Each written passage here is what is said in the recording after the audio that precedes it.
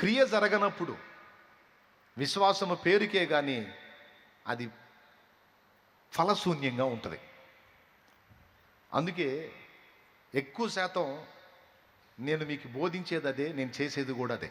నేను 2006వ సంవత్సరంలో సేవకు వచ్చేటప్పుడు చాలా అప్పుతో ఉన్నాను. నేను బాగా వినండి, అప్పుతో ఉన్నాను. పెద్ద కుటుంబాన్ని కలిగి ఉన్నాను. కుటుంబ పోషణ బాధ్యత నా మీద ఉంది. భార్య, పిల్లలు, తల్లిదండ్రి, పెద్ద వయస్కులు, వీళ్ళందరినీ పెట్టుకొని నేను దేవుని సేవలోకి రావాలి. దేవుని కృపను బట్టి ఒక పక్క పని చేసుకుంటా, ఒక పక్క సేవ చేసుకుంటా ఉన్నా. సుమారుగా ఒక 40 మంది కూర్చుంటున్నారు ప్రతిరోజు నైటు. రోజు ప్రార్థన జరుగుతుంది. ఓ రోజు సడన్గా దేవుడు మాట్లాడాడు, నువ్వు చేసే పనిని పూర్తిగా ఆపేసాయి, నీ మీద నా ఏర్పాటు ఉంది, నువ్వు సంపూర్ణంగా సేవకు రావాలి, నువ్వు ఈ పనులు ఆ పనులు పెట్టుకుంటే నా పని పూర్తిగా జరిగించలేవు, నువ్వు కంప్లీట్గా అన్నీ వదిలేసి నా పరిచర్యకు రావాలి అని దేవుడు నన్ను పిలిచాడు. పిలిచినప్పుడు నేను ఒక పట్టాను లోబడినప్పుడు దేవుడు ఆయన స్టైల్లో ఆయన వచ్చాడు. కొన్నిసార్లు మనం మొరాయించినప్పుడు యాకోబు తొడగూడు వసలగొట్టి లైన్లో తెచ్చినట్టు ఏదో ఒక ఏటు పడిద్ది. నీ మీద ఏర్పాటు ఉందనుకో తమ్ముడా, దేవుని ప్రణాళిక నీ మీద ఉందనుకో, దేవుడు నీతో మాట్లాడుతుంటాడు, ఇతరుల ద్వారా కూడా సాక్ష్యం ఇప్పిస్తుంటాడు, నీకే అర్థమవుతుంటుంది దేవుని ప్రణాళిక నా మీద ఉంది, నేను సేవ చేయాలి అనే స్పష్టత నీ ప్రేరణ ద్వారా కావచ్చు, నీలో నుండి ప్రేరణ ద్వారా కావచ్చు, ఆత్మస్వరం కావచ్చు, దేవుడిచ్చే దర్శనం, స్వప్నం, ప్రవచనం, అలాగే ఇతరుల ద్వారా కూడా సాక్ష్యం ఇప్పిస్తాడు. స్త్రీకైనా పురుషుడికైనా అందరికీ చెప్తున్నా, నీ మీద దేవుని సేవా పిలుపు ఏర్పాటు ఉంటే అది నీకు స్పష్టపరుస్తుంటాడు. దేవుడు పదే పదే నీతో మాట్లాడుతుంటాడు, నువ్వు రా, నా పని చేయాలి, నువ్వు రా అని మాట్లాడుతుంటాడు. కొంతమంది సులభంగా లోబడతారు, కొంతమంది లోబడరు, మొరాయిస్తారు. మొరాయించినప్పుడు దేవుడు 1, 2, 3 చూస్తాడు, ఎంతకి వీడు లోబడట్లేదు అన్నప్పుడు యాకోబు తొడ గూటి మీద కోటింగ్ ఇచ్చినట్టు కోటింగ్ పడిద్ది. ఎందుకంటే కోటింగ్ పడకపోతే నువ్వు లొంగి లైన్లోకి రాకపోతే నీ ద్వారా రక్షింపబడాల్సిన ఆత్మలు నశించిపోతాయి. దేవుని ఏర్పాటు నీ మీద ఉంది, దేవుడు నీకు ఇచ్చిన తలాంతులు ఉన్నాయి, దేవుని ప్రణాళిక నీ మీద ఉంది, నీకు కూడా ఆసక్తి ఉంది. కానీ ఏం చేద్దాం, కొన్ని ఒత్తిళ్లను బట్టి, కొన్ని పరిస్థితులను బట్టి నువ్వు తెగించి అడుగు ముందుకు వేయలేకపోతున్నావు. కాబట్టి దేవుడు నువ్వు తెగించేటట్టు చేస్తాడు, ఎందుకంటే నన్ను అలా చేశాడు. నా అనుభవం చెబుతున్నా మీకు, దేవునికి స్తోత్రం. అర్థమైన వాళ్ళు గట్టిగా చెప్పండి. ఏర్పాటు ఉందనుకో, పిలుస్తాడు, దా దా దా నువ్వు నా పని చేయాలి దా. నేను ఆ పని చేయకుండా తప్పించుకోవడానికి చాలా ట్రై చేశాను. ప్రభు రోజు సాయంత్రం కూటం పెడుతున్నాక అంతవరకు చాలు. సంపూర్ణంగా ఆదివారం కూటం పెట్టి నేను పూర్తి కాలపు సేవ అంటే కష్టమైంది ప్రభు, బోల్డెన్ అప్పులు ఉన్నాయి, బాధ్యతలు ఉన్నాయి, ఎట్టొచ్చిద్ది? వీళ్ళందరూ కష్టజీవులు, పాచిళ్లలో పని చేసుకునే బిడ్డలు, వాళ్ళు తెచ్చి నాకు ఇచ్చేది ఏంది? నేను వాళ్ళ చేతుల కోసం చూసేది ఏంది? కష్టం ప్రభువా, నాకు వద్దు. పని చేసుకుంటా, సాయంత్రం పూట ఏదో వాళ్ళని బలపరుస్తా, ఆదివారం రాగానే వాళ్ళకి నచ్చిన దగ్గరికి వాళ్ళు వెళ్ళిపోతారు ఏదో చర్చికి. ఏ కాడికి నా మీద బరువు తగ్గించుకొని ఏదో దేవుడు పని చేశాను మామ అనిపించుకోవడం ట్రై చేశా. మరి ఆయన ఏర్పాటు నాకు తెలియదు, ఆయన ప్రణాళిక నాకు తెలియదు, ఆయన నాకు ఇచ్చినవేందో నాకు తెలియదు. కానీ ఆసక్తి ఉంది, కానీ తెగించలేను. సేవ చేయాలన్న రంది ఉంది, కానీ తెగించలేను. బాధ్యతలు, బంధకాలు. అయ్యలారా, కొన్ని నెలలు నన్ను వెంటాడాడు. చివరికి ఏ వ్యాపారం దీవించు అన్నానో ఆ వ్యాపారం యొక్క లాభం గోబులోకి వచ్చింది. ఓకే, అంటే ఇక నేను దానికి ఏ విధంగా బ్యాలెన్స్ చేయాలో కూడా అర్థం కావట్లా. ఏంది నాయన, మంచి వ్యాపారం దొరికింది అనుకుంటే ఇలా అయింది, చెయ్యరా, పెద్ద ఎగిరెగిరి చేస్తున్నావుగా, చెయ్యి. వద్దులే ప్రభా, ఏం చేయమంటావు చెప్పు, రారా. భుక్తిని వేటాడు శ్రమను ఇక మానండి, ముక్తిని వేటాడు యుక్తి నేర్పుతాను రండి. భుక్తిని వేటాడు శ్రమను ఇక మానండి, ముక్తిని వేటాడు యుక్తి నేర్పుతాను రండి. ఓ పేతురు, ఓ యోహాను, ఓ యాకోబులారా, నా అడుగుల జాడబట్టి నడువగరారా.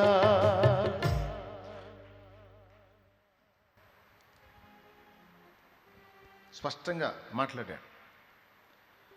కడుపులో మండిపోయింది. సేవ చేయి అంటున్నావు, అప్పులు ఎవరు, ఎట్లా ఇంట్లో ఎట్లా గడిచింది, ఏందా నువ్వు అని ఏడుస్తా బలిపీఠం దగ్గర కూర్చున్నా. చేయాలని నాకు ఆశ లేదా?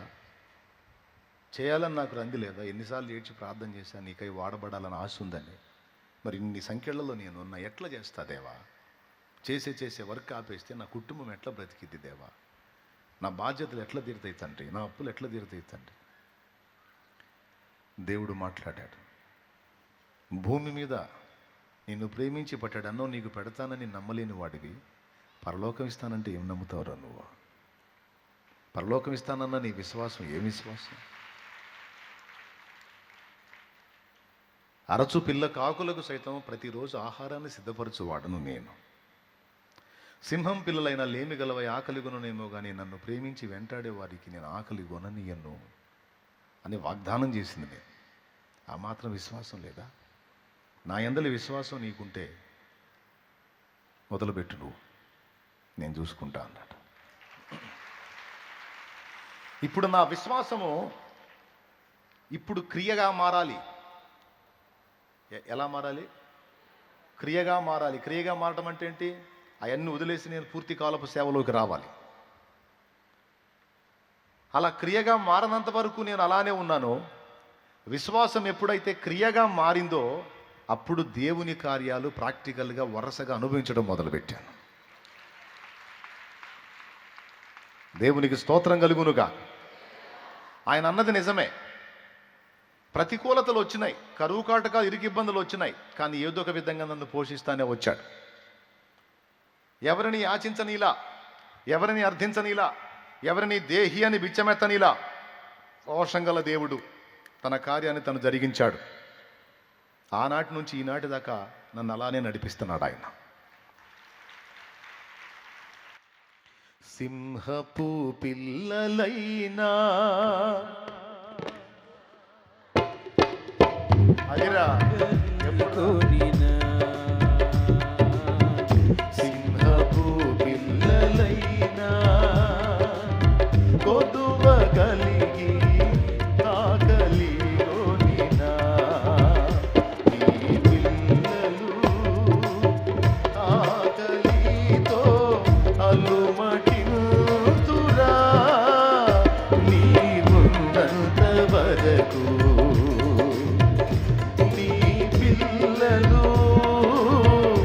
ఆకలితో అలుమటిల్తురా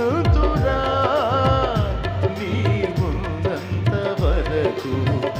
ఆశ్చర్యకరుడా నా ఆలోచన కర్తవు, ఆశ్చర్యకరుడా నా ఆలోచన కర్తవు.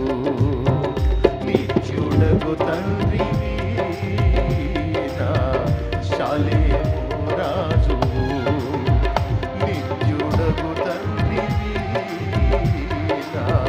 శాలేము రాజు.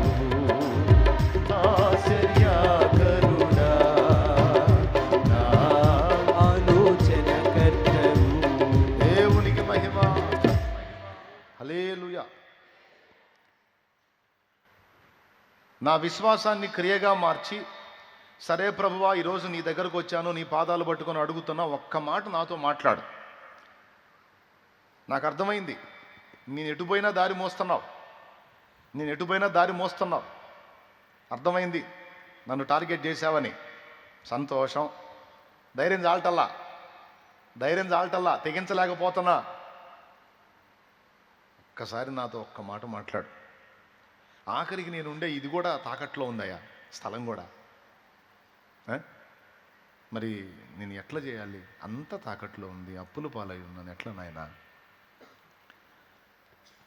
ప్రార్థన మొదలు పెడితే ఇంట్లోనే మొదలు పెట్టాలి. నేను ఇందులో కూటం మొదలు పెట్టానంటే తాకట్టు పెట్టినోడు వచ్చి పాక పీకి పందిరేస్తాడు. నాతో ఒక్క మాట మాట్లాడయ్యా. ఇప్పుడు 40 మంది నైట్ వచ్చి కూర్చుంటున్నాను. నేను ఆదివారం కూటం అంటే ఎంతమంది అవుతారో తెలియదు. వాళ్ళని నమ్మి నేను అన్నీ మానుకుంటే కుటుంబం మొత్తం మలమల మాడిపోతాంగా ప్రభు. ఎందుకంటే వాళ్ళకే ఫుడ్కు లేక లాటరీ కొడుతున్నారు. అట్టంటోళ్ళు నా విశ్వాసులు. వాళ్ళు నాకేం పెడతారు, వాళ్ళు నాకేం సపోర్ట్ చేస్తారు? ఎట్లా తండ్రి? నాతో మాట్లాడు ప్రభువా, నాతో మాట్లాడు ప్రభువా అని కూర్చుని ప్రార్థన చేసి వాక్యములో దేవుని సలహా అడిగా. ఇర్మియా గ్రంథము 30లో నుండి నా తండ్రి నాతో మాట్లాడాడు. ఆయన వాక్కు తీసుకొని నేను పరిచర్య చేయాలి అని ముందు దేవుని దగ్గర మాట తీసుకుందామని దేవుని పాదాల దగ్గరికి వెళ్ళా. 30లోంచి మాట్లాడాడు. నేను ఏవైతే అడిగానో ఆ సంగతులన్నీ అందులో నాకు సమాధానం ఇచ్చాడు. చూడండి, ఇర్మియా గ్రంథము 30వ అధ్యాయము 10వ వచనం చూద్దాం. చూడండి, మరియు యెహోవా సెలవిచ్చున్నదేమనగా, నా సేవకుడవైన యాకోబు 30:10 ఏమని పిలుస్తున్నాడు? ఏమని పిలుస్తున్నాడు? నేను పని చేసుకుంటున్నాను, వ్యాపారం చేసుకుంటున్నాను, నన్ను పిలుస్తున్నాడు, నా సేవకుడవైన యాకోబు. ఏమంటున్నాడండి? భయపడకుము ఇశ్రాయేలు, విస్మయమొందుకుము అన్నాడు. భయపడొద్దురా బాబు, అంతవరకే అక్కడ మాట. ఇక మిగిలిన మళ్ళీ నాకు సంబంధించినవి కదా, అంతవరకే. భయపడకు, విస్మయమొందుకు. ఒకవేళ వాక్యంలో నుంచి దేవుడు మాట్లాడితే దాన్ని ఎలా అర్థం చేసుకోవాలి? అధ్యాయం మొత్తం అందేనా? కాదు కాదు, నీతో మాట్లాడినే కొన్ని స్పెషల్గా నీకు ఓపెన్ అవుతాయి. అవి నీకు అవుట్ అవుతాయి, మిగిలినవి బ్లర్ అయిపోతాయి. నువ్వు ఆ మాట తీసుకోవాలి. ఫస్ట్ ఏం చెప్పాడు? ధైర్యం చెప్పాడు. నా సేవకుడు అయిన యాకోబు, భయపడకుము ఇశ్రాయేలు, విస్మయమందుకు అన్నాడా? రైట్, అయిపోయింది. 18వ వచనం చూడండి. యెహోవా ఈ మాట సెలవిచ్చుచున్నాడు, యాకోబు నివాస స్థలములను కరుణించి వాని గుడారములను నేను చెరలో నుండి రప్పింతును. చెర అంటే బంధించబడిన స్థితి. తాకట్టన్నా కూడా అదే. దేవునికి స్తోత్రం. యాకోబు గుడారమును అంటే నీ ఇంటిని తాకట్టు నుండి నేను విడిపిస్తాను, భయపడకరా నాయన అని చెప్తున్నాడు ఆయన. నువ్వు దాని గురించి దిగులేసుకుంటావు ఎందుకురా? నువ్వు లైన్లోకి రారా, మొత్తం నేను చూసుకుంటా. నీ విశ్వాసాన్ని క్రియగా మార్చురా. ఒక్క అడుగు వేయరా, నన్ను నమ్మి నేను నీకు ఎలా తోడై ఉంటానో నీకు చూపిస్తా. సాహసం చేయరా, విశ్వాసంతో సాహసం చేయరా. ఒకవేళ నిజంగా పిరిగిబారి నేను అధైర్యపడి వెనకడుగు వేస్తే ఇంత కృప ఈరోజు కోల్పోయేవాడిని నేను. ఎప్పుడైతే విశ్వాసంతో సాహసం చేసి అడుగు ముందుకేసానో అది క్రియగా మారిందో, అది శక్తిగా మారింది, శక్తివంతమైంది. దేవుని శక్తి నా జీవితంలో అప్పటి నుంచి ఇప్పటిదాకా పనిచేస్తూనే ఉంది. అర్థమైందా మీకు స్పష్టంగా? ఆ తర్వాత ఇటు పక్క పేజీ తిప్పి చూడండి, ఏమేం మాట్లాడాడో చూడండి. అక్కడ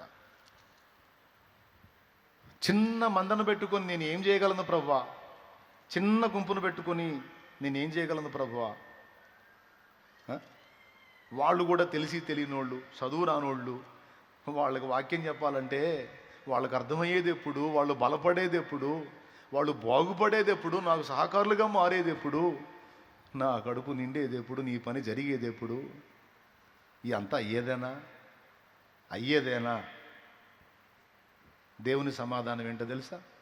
యాకోబు నివాస స్థలములు చెర నుండి అంటే తాకట్టు నుండి నేను విడిపిస్తాను అన్నాడు. అంతటి తాగలా. ఇటు పక్క చూడు, 19వ వచనం చదువుతున్నాను చూడండి. జనులు తక్కువ మంది కాకుండా నేను వారిని విస్తరింపజేసేదను అన్నాడు. కొద్ది మంద వీళ్ళు నాకేం సపోర్ట్ చేస్తారు అనొద్దు. నేను వాళ్ళని విస్తారంగా మారుస్తాను, విస్తృతపరుస్తాను. అంతేకాదు, చదువు లేనోళ్ళు, పాచిళ్లలో పని చేసుకునే వాళ్ళు, వీళ్ళు ఏ పార్టీ వాళ్ళు అంటున్నావు కదూ? కాదు, వాళ్ళని నేను గనులుగా చేస్తానని మాట్లాడాడు. నీకు తెలుసా, ఈరోజు ఇన్ని సంఘాలుగా మారి ఇంత పరిచర్యగా రూపాంతరం చెందిన దీని పునాదిలో ఎవరున్నారో తెలుసా? విద్య లేని పామరులు అండి. మోకాళ్ళుని ప్రతినిత్యం వాళ్ళు చేసి మొర్రపెట్టిన విజ్ఞాపన ప్రార్థన ఫలితమే ఈరోజు తండ్రి సన్నిధి మినిస్ట్రీ సేవ. ప్రతిరోజు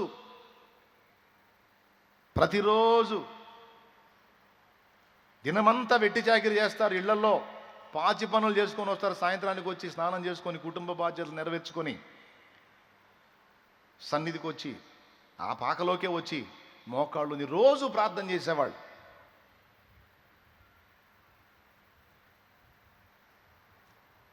రోజు ప్రార్థన. మా అన్నయ్య ఒకరోజు నన్ను పిలిచి సలహా చెప్పాడు. బాయ్, భక్తి చేయాలి కానీ వాంతులు వచ్చిందా చేయకూడదు అన్నాడు. దేవునికి స్తోత్రం. ఏమన్నాడు? భక్తి చేయాలి కానీ మరి విరక్తి పుట్టిందాక చేయకూడదు. నువ్వేదో వాళ్ళకి విరక్తి పుట్టిస్తున్నట్టున్నావు అన్నాడు. నేను విరక్తి పుట్టించలా, నేను ఆదివారం శుక్రవారం కలవమన్నా, వాళ్ళు రోజు వస్తున్నారు. వాళ్ళల్లో ఉన్న భక్తిని ఆపడానికి నేనేమండి? వాళ్ళని దేవుడు రేపుతున్నాడు. దేవుడేదో బలమైన కార్యం చేయబోతున్నాడు అబ్బాయి, దేవుడేదో బలమైన కార్యం చేయబోతున్నాడు. అందుకే వాళ్ళ ప్రార్థనను పునాదిగా వేసుకుంటున్నాడు నా తండ్రి. ఆ దీనులు, యథార్థవంతులు, అభాగ్యులు, అక్షర జ్ఞానం లేని పిల్లలు, మొరటవారు, పని మనుషులే కావచ్చు, నా తండ్రి దీనుల దేవుడు, దీనులకు తోడై ఉండే దేవుడు. ఓ నా దేవుడు వారి ప్రార్థన వింటున్నాడు. మోకాళ్ళుని వాళ్ళు గార్చే కన్నీళ్లను పునాదిగా వేసుకొని పెద్ద పనికి నాంది పలకబోతున్నాడు నా దేవుడు అని నేను నమ్ముతున్నా. దేవుడు ప్రేరేపించకపోతే దినమంతా వెట్టి చాకిరి చేసి ఒళ్ళు గొల్లయి ఉంటుంది వాళ్ళకి. అయినా సరే వచ్చి అంతను మొర్ర పెడుతున్నారు గంటలు గంటలు. అంటే వాళ్ళకి దేవుడు భారం ఇవ్వకపోతే బతిలాడితే వస్తారా? పైసలు ఇస్తే వస్తారా? దేవుడు వాళ్ళతో మాట్లాడుతున్నాడు. ప్రతిరోజు మీరు కావాలంటే చూడండి, నైటు ఇక్కడ కూర్చొని నైట్ అంతా మోకాళ్ళు వేసి మొర పెడతా ఉంటారు. ఇక్కడ రోజు గుంపు. నేను ఎన్నిసార్లు వచ్చానో మధ్యరాత్రుల్లో. ఒక్కోసారి 3ంటికి వస్తా, ఒక్కోసారి 4ంటికి వస్తా, ఒక్కోసారి 2ంటికి వస్తా, 2:30కు వస్తా. వచ్చినప్పుడల్లా ఇక్కడ మోకాళ్ళు వేసి మొర పెడతా ఉంటారు, అయ్యా అయ్యా అయ్యా అని. ఎన్ని డబ్బులు ఇస్తే వస్తారు? ఆ భారం ఎవరిచ్చారు వాళ్ళకి? నా దేవుడిచ్చాడు వాళ్ళకి ఆ భారం. ఇక్కడే కాదు, అక్కడక్కడ ప్రార్థన గుంపులుగా లేచి, పల్లెటూళ్ళు, పట్టణాలు, వీధులు అనే భేదం లేకుండా చిన్న చిన్న ప్రార్థన గుంపులుగా లేచి ప్రతిరోజు అనేక మంది బిడ్డలు మొరపెడతా ఉన్నారు పరిచర్య కోసం, నా కోసం, సంఘం కోసం, సంఘాల కోసం, సేవకుల కోసం. మరి ఇంతమంది ప్రార్థన చేస్తుంటే వేల కొలది ఆత్మల రక్షణ కార్యం జరుగుతుంది. లేకపోతే అది నా పనితనం కాదు, మరొక పనితనం కాదు, దేవుని కృప, పరిశుద్ధుల ప్రార్థన ఫలమది. నేను మాట్లాడుతున్నాను, మాట్లాడే మాట నలుగురికి అర్థమైంది, నలుగురిలో 3 వచ్చి బాప్తిస్మం పొందారు అంటే వాళ్ళ హృదయాలను తెరిచింది దేవుడు.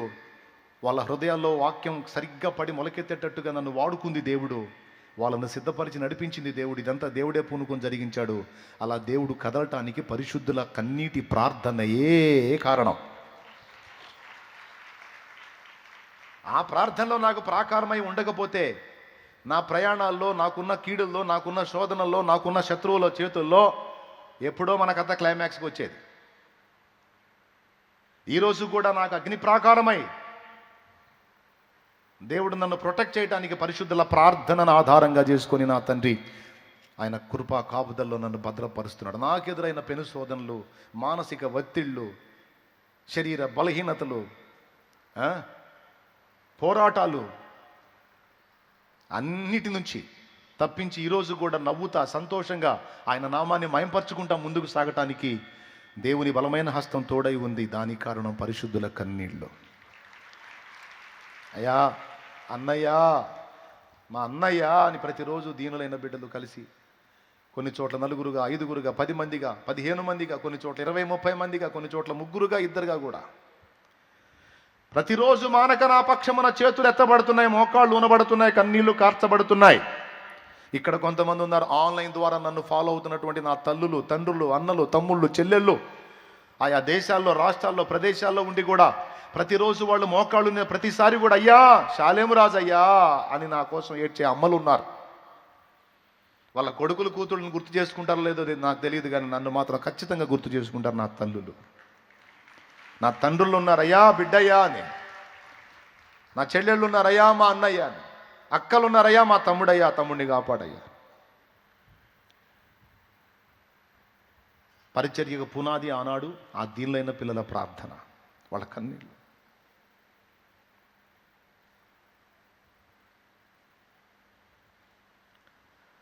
వాళ్ళు తెచ్చి నాకు వాళ్ళకై వాళ్ళే బాక్స్ పెట్టి, హుండీ పెట్టి, వాళ్ళకై వాళ్ళే బాక్స్ పెట్టి అందులో తీసుకొచ్చేసారు.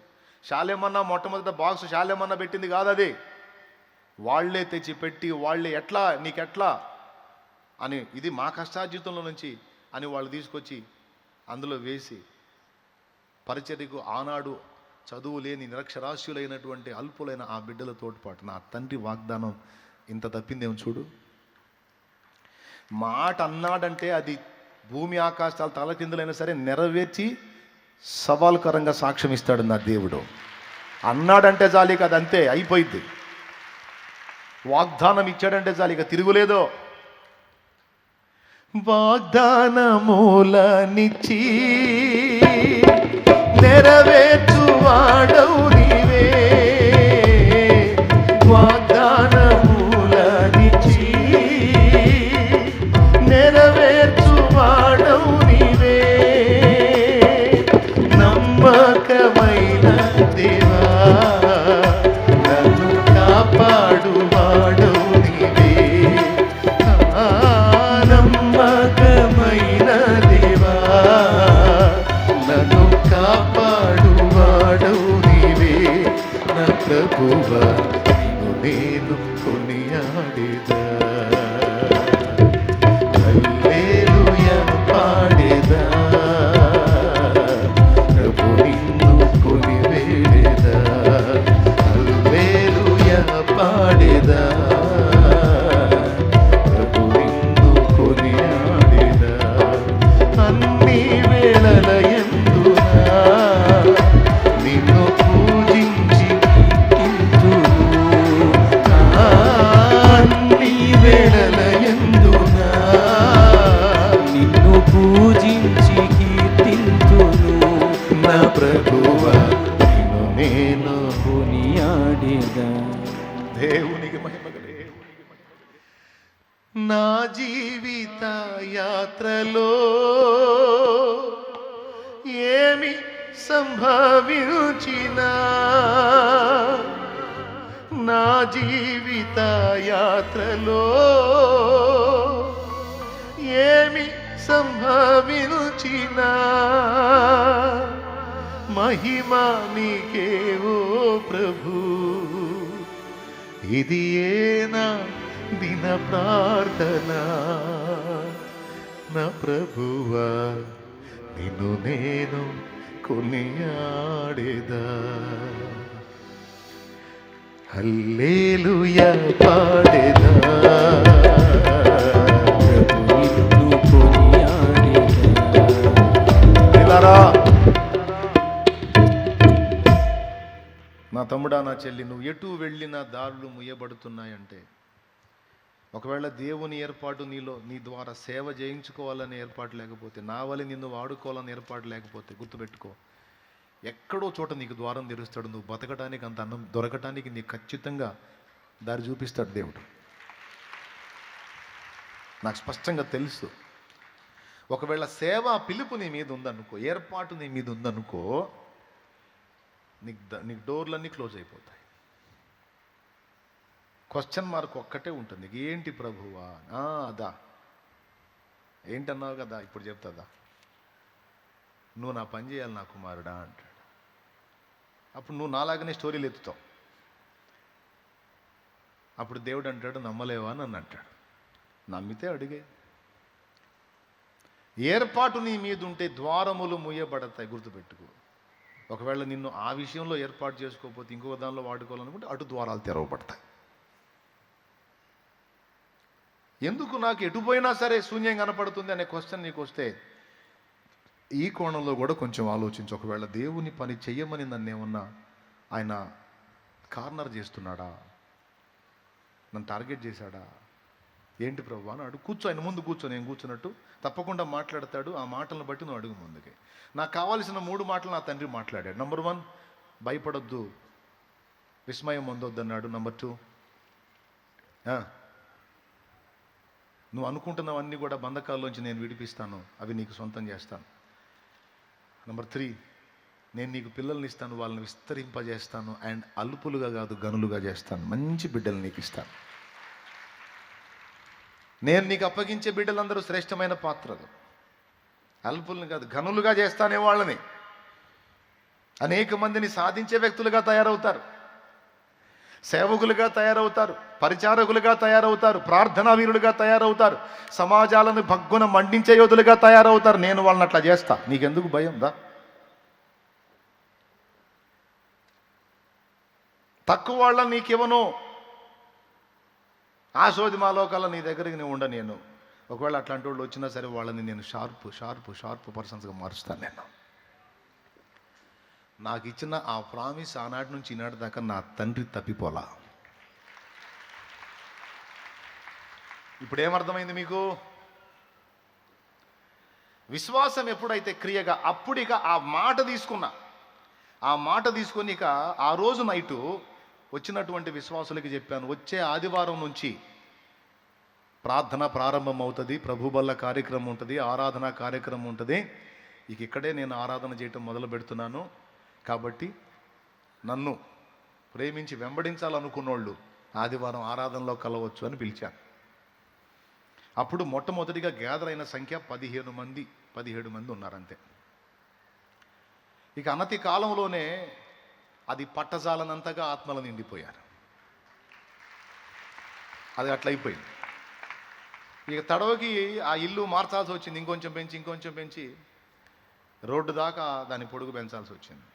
చివరికి అది తీసేసి షెడ్ వేయాల్సి వచ్చింది. ఆ షెడ్ అట్లనే ఉంది, ఆ షెడ్ ఫుల్ అయిపోయింది. మళ్ళీ పందిళ్ళు వేయాల్సి వచ్చింది రోడ్డు మీద, అది ఫుల్ అయిపోయింది. పక్కన వాళ్ళ స్థలం అడిగి అందులో వేయాల్సి వచ్చింది. అన్ని దేవుడి దేవల్ల ఫోటోలు ఉన్నాయి, దేవునికి స్తోత్రం. ఇదంతా దేవుడు తన బలమైన బాహువు నాకు తోడుగా ఉంచి జరిగిస్తూ వచ్చిన పరిచర్యనా, లేకపోతే నా గొప్పతనమా? అందరు చెప్పాలి, నా దేవుడు తోడై ఉన్నాడు, లేకపోతే మనకు అంత సీనే ఆడుంది. అరే చిన్న కుటుంబాన్ని నిలబెట్టుకోవటం చేతగాక చచ్చిపోదాం అనుకున్నాండి నేను. చస్తే పోయిద్రా బాబు, బతుకొద్దు అనుకున్నాను నేను. అట్లాంటి పట్టుకొచ్చి ఇంత కార్యాలు చేశాడంటే ఎంత తోడై ఉన్నాడో చూడండి. నాకు అడుగడుగునా వెనక్కి చూపే ఆయన, పారా గుడ్రా నువ్వు పద ముందుకు నెట్టుకుంటా పోతాడు. అడుగడుగునా కృంగుబాటే, కదిలితే కూర్చొని ఒకటి రెడీగా ఉంటావురా బాబా, నువ్వు అయితే రెడీగా ఉంటావు. లేరా నాయన లే, ఏం కాదులే, అవన్నీ నేను మారుస్తానులే. అరే డైరెక్ట్గా లైవ్లో వచ్చి మాంత్రికుడు నా మీద ప్రయోగం చేస్తుంటే ఈగ కూడా నా మీద వాళ్ళనీల నా దేవుడు.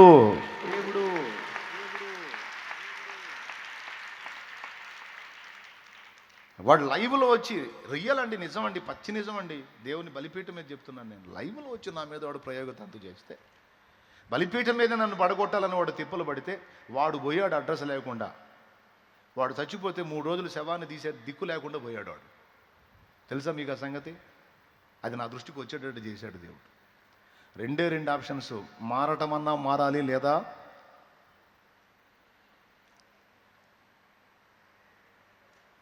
నీ ప్రజల నెమ్మదికై రాజాజ్ఞ మార్చింది నీవేనని, నీ ప్రజల నెమ్మదికై రాజాజ్ఞ మార్చింది నీవేనని, అహమును వనచి అధికారులను వెధవల చేసిన నీకు, నీ ప్రజల నెమ్మదికై రాజాజ్ఞ మార్చింది నీవేనని, అహమును వనచి అధికారులను వెధవల చేసిన నీకు, అసాధ్యమైనది ఏమున్నది, అసాధ్యమైనది ఏమున్నది, అసాధ్యమైనది ఏమున్నది, అసాధ్యమైనది ఏమున్నది. యూదా స్తుతి గోత్రపు సింహమా, యేసయ్యా నా ఆత్మీయ ప్రగతిని స్వాధీనమా, నీవే కదా నా ఆరాధన, ఆరాధన స్తుతి ఆరాధన, ఆరాధన స్తుతి ఆరాధన. దేవునికి మహిమ. లైవ్లో వచ్చి దుష్ట ప్రయోగం చేస్తే చేసినోడు అడ్రస్ లేకుండా పోయాడు. నన్ను నా తండ్రి ఇంకా నిలబెట్టి వాడుకుంటూనే ఉన్నాడు. నన్ను పాడు చేయాలని, పతనం చేయాలని, నా సాక్ష్యం భ్రష్టు పట్టించాలని లైవ్లు పెట్టి మాట్లాడారు దరిద్రులు, పిచ్చోళ్ళు. లైవ్లు పెట్టి షాలేమురాజ్ అలా, షాలేమురాజ్ ఇలా, అలా ఇలా ఇలా. ఏంది ప్రభు అంటే ఏం మాట్లాడద్దు, మొత్తం వెధవలు అవుతాను, ప్రశాంతంగా ఉండను. వెధవ అన్నారా, వెధవలు అయిపోయారు ఇప్పుడు. దేవుడు నన్ను వాడుకుంటానే ఉన్నాడు, ఆత్మను రక్షిస్తానే ఉన్నాడు. అంత నా గొప్పతనం చెప్పట్లా, నాకు తోడై ఉన్నవాని యొక్క గొప్పతనం చెప్తున్నాను నేను. యూదా గోత్రపు సింహము నా పక్షమును నిలిచున్నాడు, పక్షిరాజు వలె రెక్కలు సాచి ఆయన నా పైన నిలిచున్నాడు. ఆయన సురక్షితమైన రెక్కల నీడలో నన్ను కప్పి ఉంచాడు, లేకపోతే నేను తప్పించుకున్నట్టు అసాధ్యము. పరాక్రమశాలి నాకు తోడై ఉన్నాడు. అందుకే వీరుడవై నీవు నాకుండగా నేనేల భయపడుదును, నాకింక దిగులేలను, నేనేల భయపడుదును, నాకింక దిగులేలను. సైన్యములకు అధిపతి నీకే గనా స్తుతి. శభాష్. వడకు అధిపతి నీకే గనా స్తుతి. ప్రియమైన దేవా యేసయ్యా నీకే నా స్తోత్రము. ఘనమైన రాజా యేసయ్యా నీకే నా వందనం. హల్లెలూయా. నాటి నుంచి నేటి వరకు నాకు తోడై ఉండి నడిపిస్తున్న నా తండ్రి ఇక ముందుకు తోడై ఉంటాడని నేను విశ్వసిస్తున్నా. కాబట్టి విశ్వాసంతో నేను వేసినటువంటి అడుగు, క్రియాత్మకంగా మారిన అడుగు నన్ను సిగ్గుపరిచిందా? గొప్ప కార్యాలు నేను చూసేటట్టు చేసిందా? ఈరోజు మీకు చెప్తున్నానంటే, ఎప్పుడైతే విశ్వాసం క్రియగా మారిద్దో, మారు మనసు పొందు అన్నాడు పొందుతావో, రక్షణ పొందు అన్నాడు పొందుతావో, దాని శక్తి నీ మీద పనిచేసింది.